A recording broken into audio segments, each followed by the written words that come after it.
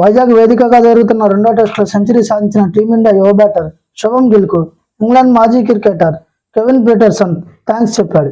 తన దేశంపై ప్రత్యర్థి ఆటగాడు సెంచరీ సాధిస్తే వారి ఆటను విశ్లేషిస్తూ అభినందనలు తెలుపుతారు. కానీ గిల్కి ధన్యవాదాలు చెప్పడం ఏంటని ఆలోచిస్తున్నారా? దానికి ఒక కారణం ఉంది. అసలేం జరిగింది అంటే, గత కొన్నాళ్లుగా శుభం గిల్ ఫామ్ కోల్పోయిన విషయం తెలిసిందే. వరల్డ్ టెస్ట్ ఛాంపియన్షిప్ ఫైనల్ అనంతరం ఇవాళ జరిగిన ఇన్నింగ్స్ మినహాయిస్తే శుభం గిల్ ప్రదర్శన తీసివేసినట్టు ఉంది. 12 ఇన్నింగ్స్లో 207 పరుగులు మాత్రమే చేశాడు.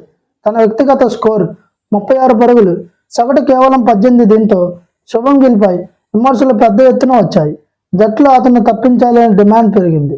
దిగ్గజ క్రికెటర్ సునీల్ గవాస్కర్తో సహా క్రికెట్ విశ్లేషకులు గిల్ ఆటను విమర్శిస్తూ పరుగులు సాధించాలని సూచించారు. కానీ కెవిన్ పీటర్సన్ మాత్రం శుభం గిల్పై నమ్మకం ఉంచాడు. సౌత్ ఆఫ్రికా దిగ్గజ ఆల్రౌండర్ ఖలీస్ కూడా తన కెరీర్ ఆరంభంలో విఫలమయ్యాడు.